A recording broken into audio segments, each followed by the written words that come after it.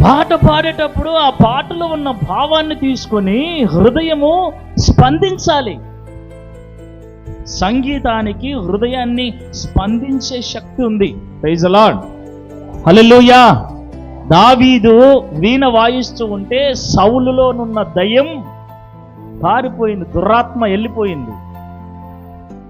అంత శక్తి ఉంది ఆ సంగీతానికి. ఆ సంగీత ధ్వనుల మధ్య నువ్వు ప్రభుని ఆరాధిస్తూ ఉన్నప్పుడు, స్తుతి ధ్వనుల మధ్య నువ్వు ప్రభుని ఆరాధిస్తూ ఉన్నప్పుడు నీ హృదయంలో పేరుకొని పోయినటువంటి ఆ చీకటి అంతా బయటికి వెళ్ళిపోతుంది. అనుభవించాలి. హృదయము కుమ్మరించకపోతే